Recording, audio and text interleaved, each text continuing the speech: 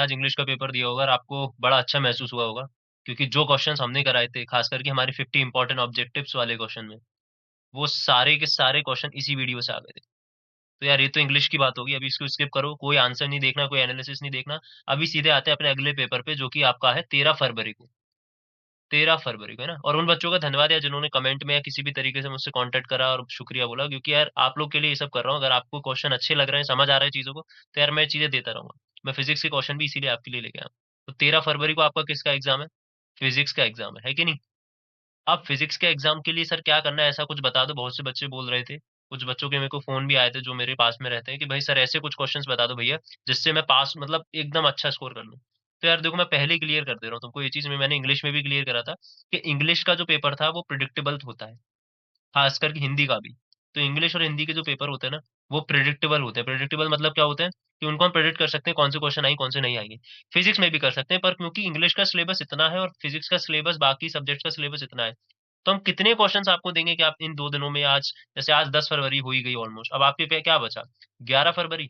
और क्या बचा? 12 फरवरी। 13 को तो आपका पेपर है, अब 13 को तो सुबह बैठ उठ के नहीं पढ़ोगे, पढ़ना भी नहीं है, मैंने वीडियो भी डाल दी थी इस चीज पे, है ना। पैनिक नहीं करोगे तो फिर, तो अब मैं कितने ही क्वेश्चन दे दूं आपको, कितने फलाना फलाना क्वेश्चन दे दूं कि आप टॉप कर जाओ या फिर आपके अच्छे नंबर आ जाएं। और वो कोई भी टीचर नहीं दे सकता, अगर वो दे भी रहा है ना तो वो इररेलेवेंट है, क्योंकि आप 2 दिनों में कितना ही कर लोगे जब आपने साल भर ही नहीं पढ़ा है ना। अगर पढ़ा है तो ठीक है।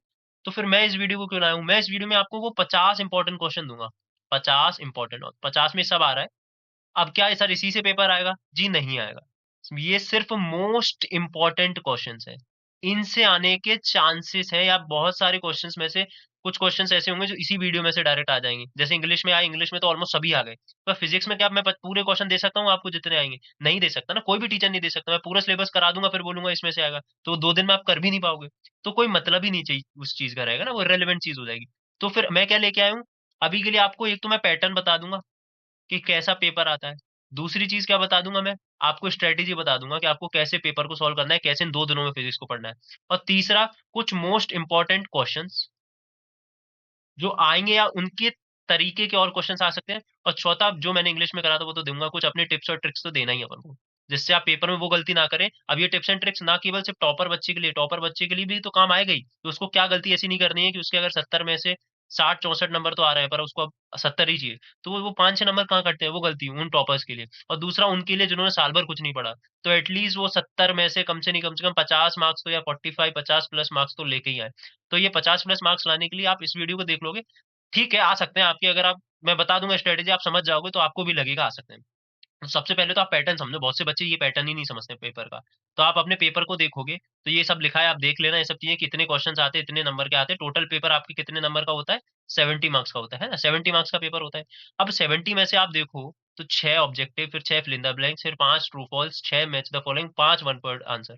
तो अगर आप इन सबको मिला लो तो आप नोटिस करोगे कि आपके 28 मार्क्स, 28 मार्क्स मतलब आपके पूरे पेपर का 40%। भाई 33% में तो आप पास हो जाते हो, तो 40% तो आपकी सिर्फ ये ऑब्जेक्टिव ऑब्जेक्टिव टाइप क्वेश्चन ही आ रहा है, फिल इन द ब्लैंक से, ट्रू फॉल्स से, इनसे। तो आप इसमें क्या, इंग्लिश से ज्यादा आप बाकी लैंग्वेज सब्जेक्ट से आपको इसमें क्या बेनिफिट है कि आपको 28 मार्क के तो सिर्फ एक मार्कर क्वेश्चन आ रहा है। बच्चे क्या करेंगे? क्वेश्चन दे दो सर, डेरिवेशन दे दो। अरे बेटा डेरिवेशन भी आएंगे, सब कुछ आएगा, पर वो इतने क्वेश्चन आएंगे, वो आपके कितने बचे? आपके 42 मार्क्स के आएंगे। लेकिन 20, ये 42 मार्क्स करने के लिए आपको पूरा सिलेबस कैसे करना पड़ेगा, इतने सारे क्वेश्चन हो गए। पर ये 28 मार्क्स आप आसानी से ला सकते हो, बहुत आसान तरीके से, और ये हर बच्चा ला सकता है जिसने साल भर पढ़ा हो या नहीं पढ़ा हो। 28 नहीं ला सकते आप, 25 तो ला सकते हो। आप कैसे ला सकते हो वो चीजों को, तो यार देखते हैं। आप इसको देखो, ब्लूप्रिंट को। ये ब्लूप्रिंट आपको एमपी बोर्ड प्रोवाइड करती है। आप में से बहुत से बच्चों ने शायद साल भर देखा भी नहीं होगा, जिन्होंने देखा है तो बहुत अच्छी बात है। अब हम कैसे तैयारी करेंगे? सर हमारे में 9 यूनिट है, ये 14 चैप्टर्स हैं। अब क्या 2 दिनों में 14 चैप्टर्स के इतने सारे सारे क्वेश्चंस, डेरिवेशंस, डिफरेंसेस आप कर सकते हो, इतने डायग्राम सीख सकते हो? बेटा अगर आपने नहीं पढ़ा है तो इम्पॉसिबल है, पढ़ा भी है तो रिवीजन करना भी मुश्किल हो जाता है। तो फिर आप क्या करोगे? यार देखो, आप स्ट्रेटेजी से सोचो, जैसे एक टॉपर बच्चा सोचता है कि स्मार्ट अप्रोच देखो, स्मार्ट स्टडी की। इन 2 दिनों में आप पे इतना टाइम नहीं है कि आप क्या कर सकते हो। इन 2 दिनों में आप उतना कर लो कि आपके अच्छे नंबर आ जाए, आप अच्छे 80 85% बना लो। अगर आपकी बहुत अच्छी पढ़ाई करी है आपने साल भर, तो आप इस वीडियो से इंप्रूव करो, कुछ देख लो, रिवीजन कर लो, कुछ नई टिप्स एंड ट्रिक्स सीख लो, जिससे आप वो गलती ना करो जो और बच्चे करें, या जो शायद हो जाती है हमसे ना चाहते हुए भी। तो फिर सर हम क्या करें? यार तुम ध्यान से देखो, अगर मैं, ये यूनिट 1 है, ये यूनिट ये आपके जो भी चैप्टर से डिवाइडेड है, टोटल 70 मार्क्स है। तो अगर आप ध्यान से देखो, मैं तो सीधे आपकी जगह मैं होता ना, और था भी, मैं भी 12th में मैं भी टॉपर था, तो मैंने क्या करा था, मैं क्या करता था जब मेरे टाइम पे सिलेबस अलग था हालांकि, लेकिन अब क्या है, तो उस टाइम पे अगर आप चीजें ध्यान से देखो, आपको दिख रहा है एक chapter semi conductors electronics, semi conductor electronics. अब देखो, इन 3 चैप्टर से मिला के 16 नंबर का आएगा। अब इससे भी आएगा, इससे भी आएगा, इससे भी आएगा। अब इस 16 नंबर में आपके वन वर्ड भी है ना, आपके 2 मार्कर भी है, 3 मार्कर भी, 4 मार्कर भी है। लेकिन 3 चैप्टर में से कोई सी एक चैप्टर से ज्यादा भी आ सकता है, कोई सी एक से कम भी आ सकता है, कोई फिक्स्ड नहीं है ना। तो हम किस चैप्टर को पढ़े अभी इन तीनों में से 16 नंबर के लिए, सिर्फ तीनों पढ़ने पड़ेंगे, इसीलिए तभी आपके 16 नंबर पक्के होंगे। लेकिन ये इकलौता चैप्टर अगर आप देखो, सेमीकंडक्टर इलेक्ट्रॉनिक्स, ये 7 नंबर आपको सीधे सीधे देगा। तो मैं, अगर मैंने कुछ नहीं पढ़ा होता, मैं सीधे ये वाला चैप्टर उठाता सबसे पहले। सेमीकंडक्टर इलेक्ट्रॉनिक्स आपका आखिरी चैप्टर है।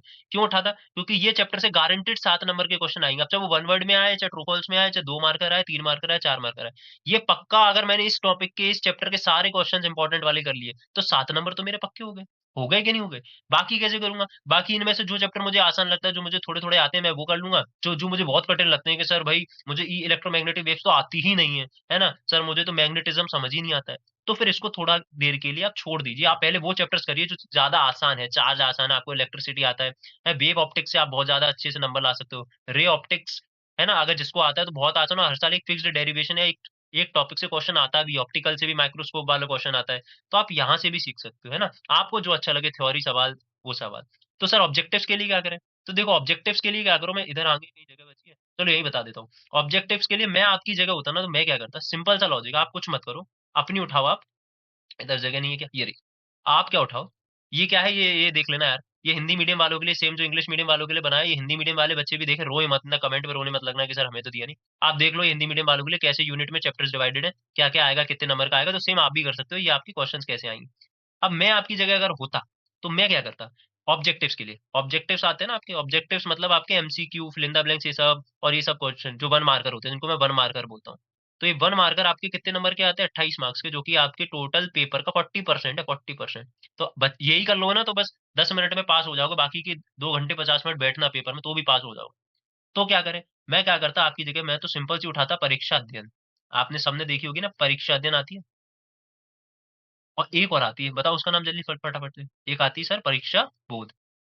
बस इसमें से जो भी एक आपके पास हो, ये हो या ये हो, कोशिश करो। अध्ययन हो तो अच्छी बात है, बोध भी हो तो भी चलेगी, दोनों जरूर। बोध में थोड़ा ज्यादा मटेरियल होता है, इसीलिए मैं बोध को अवॉइड कर रहा हूँ अभी के लिए। अध्ययन उठाओ, कुछ मत करो, 14 चैप्टर्स पे जाओ, और हर चैप्टर के एक एक करके क्या करो आप, एक एक करके सारे ऑब्जेक्टिव वन मार्कर वाले क्वेश्चन कर लो। आज ही, आज में, ये आपका टारगेट है, मैं आपको अभी के लिए टारगेट दे रहा हूँ। ये आप कोशिश करो कि आज रात सोने से पहले 10 फरवरी को कोशिश करो, कल भी अगर आप आधा दिन ले लो, थोड़ा दिन, तो आप, क्योंकि ये बहुत इंपॉर्टेंट है, 28 मार्क्स लाते हैं, मैं मजाक में नहीं कह रहा हूँ, ये बहुत इंपॉर्टेंट है ना। आपके सीधे सीधे 28 आएंगे, या तो आता है या नहीं आता है ना, नकल चलेगी नहीं, है कि नहीं? क्या कह रहे हो, भिंड में रहने से ऐसे नकल चल जाएगी? अरे नहीं चलेगी बेटा, अगर चल जाएगी तो अच्छी बात है यार, बाकी बच्चों को लॉस हो जाएगा, उनको भी बता देना थोड़ा।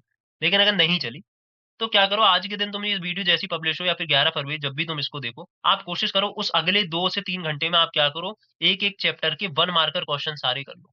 वन मार्कर क्वेश्चन करने से फायदा ये होगा कि मैं बोल रहा हूँ 28 में से ज्यादा आपके आराम से 22 प्लस क्वेश्चन यहीं से आ जाएंगे, आपके परीक्षा अध्ययन या फिर बोर्ड से। परीक्षा अध्ययन कर लो, चाहे बोर्ड, एक चीज कर लो, दोनों मत करना, नहीं पैनिक कर जाओगे। परीक्षा अध्ययन तो 22 प्लस क्वेश्चन आपके यहीं से आ जाएंगे डायरेक्ट। 24 भी आ सकते हैं, 20 भी आ सकते हैं, पर अप्रोक्स 22 क्वेश्चन तो आएंगे ही। तो आप यहाँ से अपने 22 क्वेश्चन तो क्लियर कर ही सकते हो ना, बस उन सबको रट लेना ध्यान से। अब समझने, ये मत बोलना सर एक एक करके समझाओ ना, मैं इस वीडियो में एक भी क्वेश्चन, एक भी डेरिवेशन आपको समझाऊंगा, और ना मैं आपको बोलूंगा कि आप किसी टीचर पे जाके अभी समझने का टाइम गया, है ना। समझने का टाइम गया, अभी किसका टाइम है तो फिर? अभी है रटने का टाइम, क्योंकि समझने का टाइम तो बेटा गया, अब वो साल भर समझना था, अभी सीधे रटो, मार्क्स कैसे लाओ वो सोचो, है ना। क्योंकि अल्टीमेटली तो मार्क्स ही मैटर कर रहे हैं ना, अभी के लिए, जिनके लिए नहीं कर रहा है अच्छी बात है, वैसे मैं भी बोल रहा हूँ लाइफ में मैटर नहीं करते, पर ले आओ, बुरी बात क्या है भाई, है ना। तो ये करो, फिर आओ 2 मार्कर 3 मार्कर के, उसके लिए मैं आगे आपको बताता हूँ। मैंने आपको कुछ मल्टीपल चॉइस क्वेश्चन ये आपको दे दिए, ये सब 1 मार्कर है ना।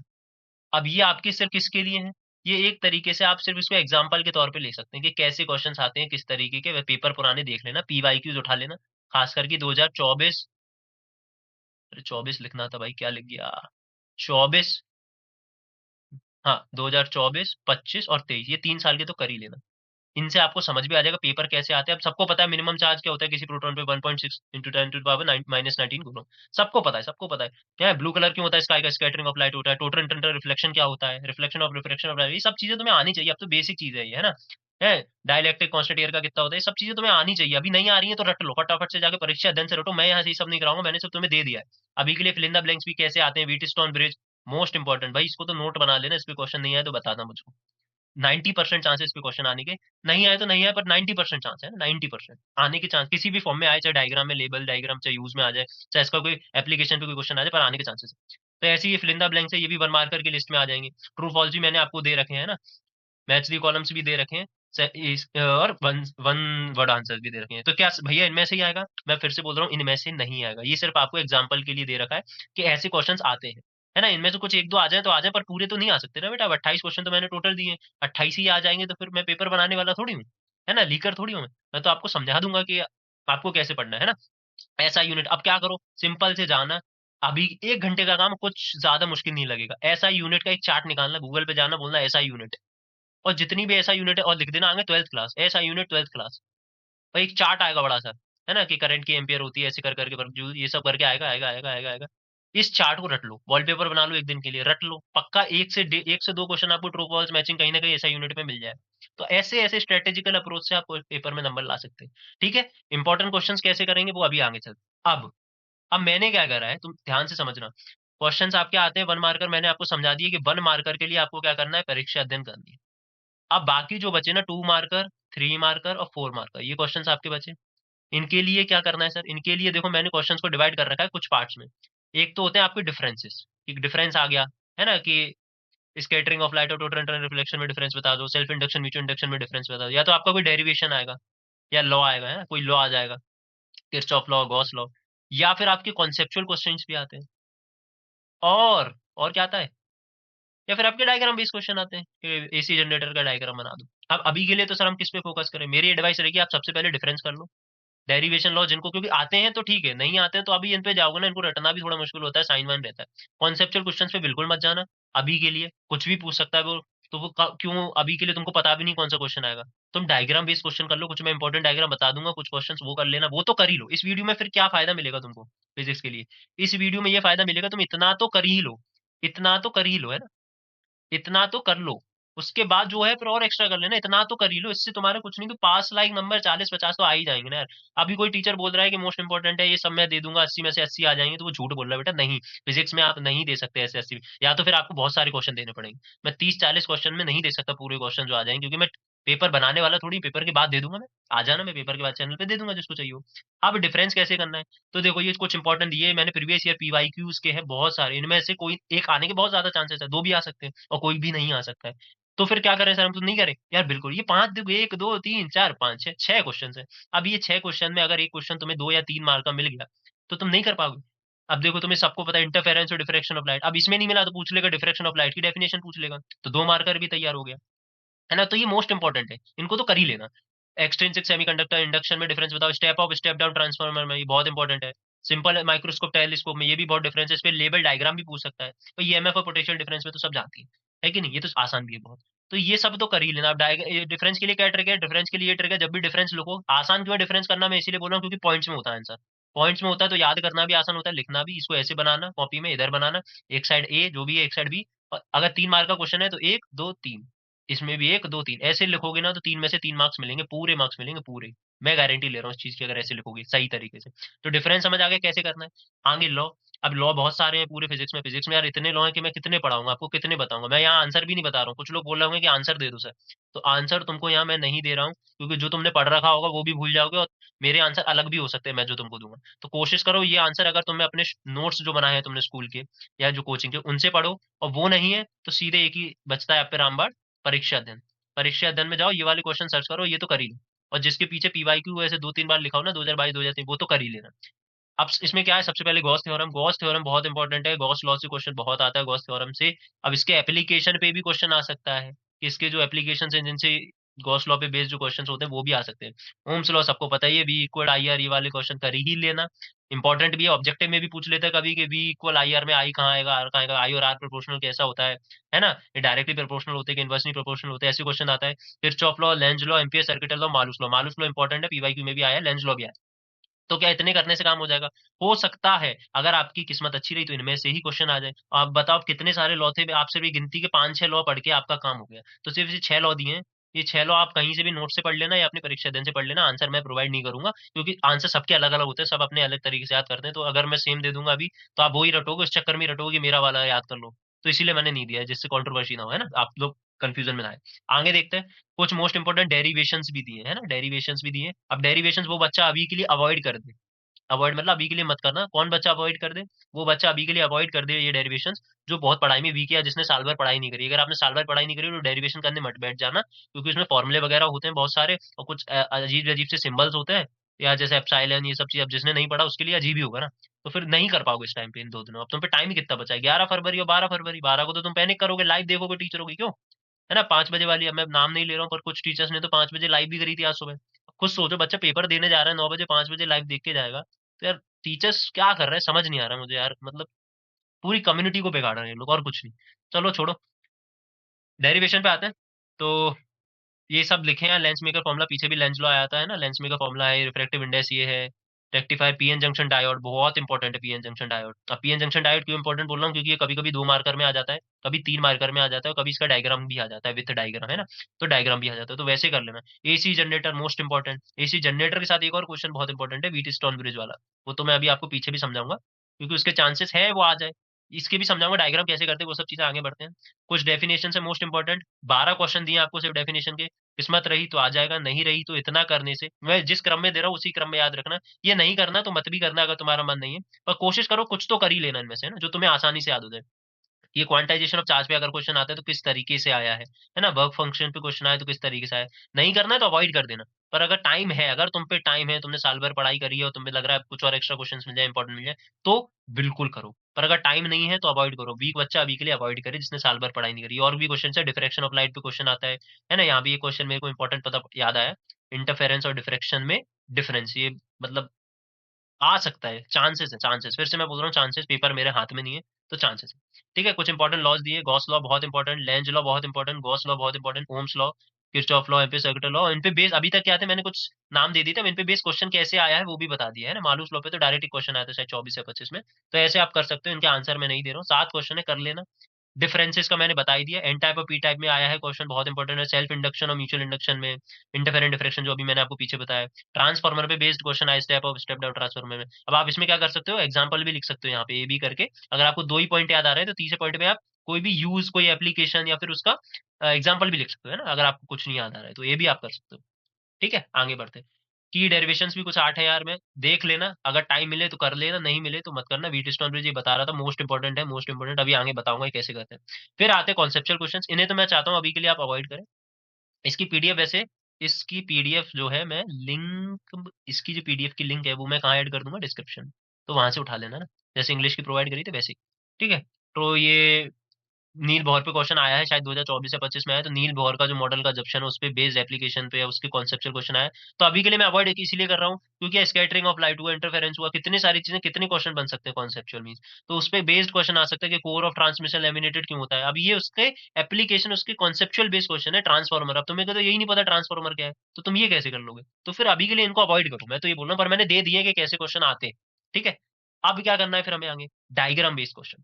अब यहाँ से एक इंपॉर्टेंट चीज है, डायग्राम बेस्ड क्वेश्चन क्यों इंपॉर्टेंट बता रहा हूँ मैं, क्योंकि अगर तुमको कुछ नहीं आता ना, सिर्फ डायग्राम बनाया होगे ना, तो 2 मार्क्स तो इजिली ले लोगे, out of 4 marks, out of 4।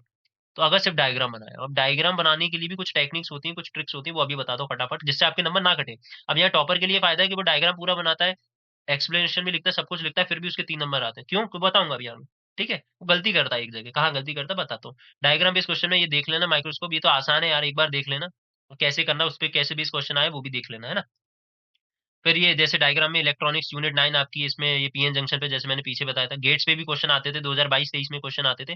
अभी शायद नहीं आया है 24-25 में, पर अगर आया तो देख लेना एक बार। मैंने जहां तक देखा था नहीं आया है, पर अगर आ रहा है तो अगर टाइम है तो कर लो, नहीं है तो अभी के लिए छोड़ दो। सिंपल सा लॉजिक है, ज्यादा मत पढ़ना अभी, मैं फिर बोल रहा हूँ। उतना ही पढ़ो जितने में पास या 40-50 नंबर आ जाए। अगर होशियार हो तो फिर 60-70 ले आओ, और होशियार हो तो 80 भी ला सकते हो। पर वही है, साल भर नहीं पढ़ा, अब तुम चाह रहे हो कि सर 30 क्वेश्चन में भैया ऐसे बता दो कि यार पूरे आ जाए, नहीं आएंगे बेटा, किसी के नहीं आते ये। हुआ नहीं है, आप 12वीं क्लास में आओगे, छठी क्लास में नहीं हो क्या मैं आपको पूरे क्वेश्चन बता दूं, है कि नहीं? नहीं हो सकता, पॉसिबल ही नहीं। कोई भी टीचर का बोल भी रहा है ना, मत विश्वास करना, उसकी लाइव वाइव मत देखना, ये मैं पहले ही बोल रहा हूँ। लाइव अभी एनालिसिस वाली वीडियोस कम देखा करो, ये सब चीजें टाइम वेस्टिंग होती है। ठीक है। Wheat stone bridge most important question. AC generator again most important question, ये भी इंपॉर्टेंट है। पर ये दोनों में से एक के चांसेस ज्यादा है। क्यों ज्यादा है? क्योंकि प्रीवियस ईयर में आते तो अभी भी आने के चांसेस ज्यादा है। अब आती है ट्रिक्स। क्या ट्रिक्स है कि आपको डायग्राम बनाते हो, है ना, आप जब डायग्राम बनाते हो तो आपको क्या याद रखना है, मोस्ट इंपॉर्टेंट। ये मोस्ट इंपॉर्टेंट है, क्यों इंपॉर्टेंट है? क्योंकि आप डायग्राम तो बनाओगे, एक या दो क्वेश्चन में तो बनाओगे ही बनाओगे। वहां गलती ना, ये टॉपर्स के लिए भी अच्छा है, जो अच्छे साल भर पढ़े वो भी गलती ना करे, सर एक नंबर ना कटे क्या। मेरे कट गया था एक नंबर, इसीलिए मैं बता रहा हूँ। मेरे 12th में कम आया था एक नंबर, क्यों आया था? क्योंकि मेरे यही गलती हुई थी। तो तुम वो ऐसी ना करो, इसीलिए मैं तुमको बता रहा हूँ। पहले तो जब भी डायग्राम बनाओ पेंसिल का यूज करना। सर पेंसिल का यूज क्यों करना? मान लो मैं एक डायग्राम बना रहा हूँ, एक लड़के ही बना रहा हूँ। अब ये लड़के की टांग टेढ़ी हो गई, तो अब मैं क्या करूंगा? पेन से अगर मैंने बनाया होता तो मैं इसको मिटाल सकता हूँ? नहीं मिटाल सकता ना। तो पेन से बनाना बेकार चीज है, यूज पेंसिल। भाई पेंसिल अच्छी चीज है। इरेजर लेके जाना अपने आराम से, स्केल विस्केल लेके जाना, है ना। ज्योमेट्री बॉक्स लेके जाना फिजिक्स के पेपर में और मैथ्स के पेपर में, है ना। लेबलिंग, ये क्या होता है? लेबलिंग मतलब नामकरण, कि भाई ये इसकी आंख है, ये इसके हाथ है, ये नामकरण। ये नामकरण करने से ही नंबर मिलते हैं। यही मैं बार बार बोल रहा था। आप पूरा डायग्राम बना आओगे और सिर्फ लेबल नहीं करोगे तो मार्क्स ही नहीं मिलेंगे। लेबलिंग ही आपको मार्क्स दिलाती है कि ये चीज क्या है इस डायग्राम में, ये चीज क्या है, अभी आगे और बता दूंगा। और एरोस का यूज करना। एरोस का यूज कैसे करना है? कि जैसे रे अप, तो इसमें light rays without arrays with you, अगर आप लाइट रे बता रहे हो तो उसमें एरो ही नहीं बताओगे कि लाइट की ओरिजिन कहाँ है और कहाँ की तरफ जा रही है ना। जब आप लेंस का बनाते हो ना डायग्राम, की यहाँ से उठी यहाँ से गई, ऐसा ये सब चीजें जब बनाते हो ना, तो यहाँ एरो का यूज बहुत जल्दी कर लेना। रे ऑप्टिक्स वगैरह में, इलेक्ट्रिसिटी वगैरह में यूज कर सकते हो, कि जैसे आप ये डायग्राम बना रहे हो ना, तो आप बताते हो ना कि इधर से करंट फ्लो हो रहा है ऐसे करके, तो ये एरोज का यूज करना है। इन एरोज ना करने के कारण भी आपने बोला से करंट तो ऐसे ही बहेगा, भाई एग्जामिनर को नहीं पता ना, उसको पता है पर आपने नहीं बताया ना।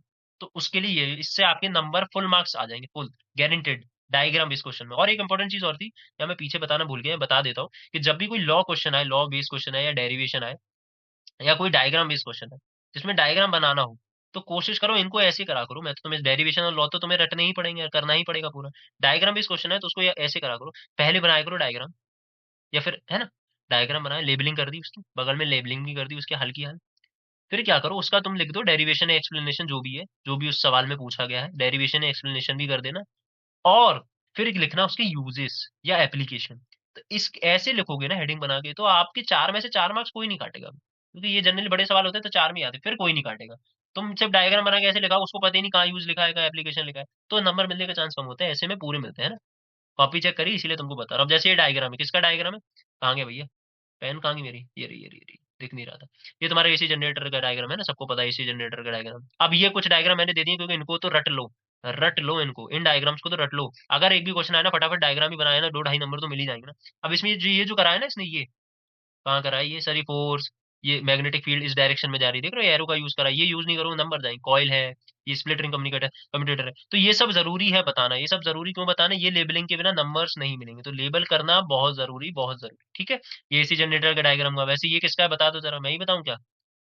सब मैं ही बताऊंगा, चलो। व्हीट स्टोन ब्रिज का है ना, अभी बताया। तो ये सब बहुत इंपॉर्टेंट है, ये डायग्राम्स तो कर ही लेना, 2 डायग्राम रट लो। नहीं, इधर और भी होंगे कुछ इंपॉर्टेंट। अगर तुम्हें यहाँ समझ नहीं आ रहा है, तुम्हें चाहिए कि और भी अच्छा मिल जाए, तो परीक्षा दिन में एक बार देख लेना, वो बेस्ट है अभी के लिए। इन 2 दिनों में तो वो ही बेस्ट है। कोशिश करो कि अभी इसको देखो और आसानी से पढ़ो। तब तक के लिए गुड बाय, दी एंड भाई। अब क्या करना है? अब कुछ न करना इस वीडियो के बाद। अगर तुमको अभी भी संतुष्टि नहीं है तो तुम इधर उधर चैनल पे जाओगे। जिनको समझ आ गया, मुझे क्या बताना था कि भाई आपको मोस्ट इंपोर्टेंट क्वेश्चन कोई नहीं दे सकता 30 में से 30 जो आने वाले हैं। आपको बस बता सकता है कि कैसे क्वेश्चन आएंगे, उनमें से कुछ आ सकते हैं, है ना। इंग्लिश थोड़ी है कि पूरे के पूरे क्वेश्चन मैं दे दूंगा। फिजिक्स है बेटा, अनप्रिडिक्टेबल है थोड़ी चीजें, हर चीज नहीं बताई जा सकती। अब मैं ऑब्जेक्टिव नहीं बता सकता पूरे, पर मैंने तुमको सोर्स बता दिया कि ऑब्जेक्टिव्स के लिए क्या करो। अगर मैं समराइज करूं, ऑब्जेक्टिव्स या 1 मार्कर के लिए तुमको क्या करना है, 1 मार्कर के लिए फॉलो परीक्षा अध्ययन। सिर्फ जल्दी हो जाएगा, विद इन 2 आवर्स आप पूरे कर लोगे, अगर आप जल्दी जल्दी करोगे एक बार, बढ़िया कॉन्फिडेंस से और बड़ा कंसंट्रेशन से, ये कर लोगे फटाफट से। और क्या बचा? 2 मार्कर, 3 मार्कर, 4 मार्कर के लिए आपने क्वेश्चन डिवाइड कर लिए। आप सबसे पहले डिफरेंसेस याद कर लो, अगर एक क्वेश्चन आए तो आ ही जाएगा। बाकी अपने चैप्टर वाइज कर लो, चैप्टर जो चैप्टर आपको स्ट्रॉन्ग है वो पहले कर लो, जो नहीं है वो बाद में कर लो। तब तक के लिए यार मिलते हैं फिर। अब गुड बाय। जिन आप फिजिक्स वाले जा सकते हैं। अब यहाँ पे अगर कोई इकोनॉमिक्स वाला है तो मुझे बता दो यार, इकोनॉमिक्स की भी 50 IMP क्वेश्चन की वीडियो चाहिए, क्योंकि वहां बता सकते हैं कौन से आते हैं, क्योंकि वो प्रेडिक्टेबल होता है थोड़ा थोड़ा सा, जैसे फिजिक्स है थोड़ा थोड़ा सा वैसे ही। तो बता देना। तब तक के लिए मिलते हैं। Good bye.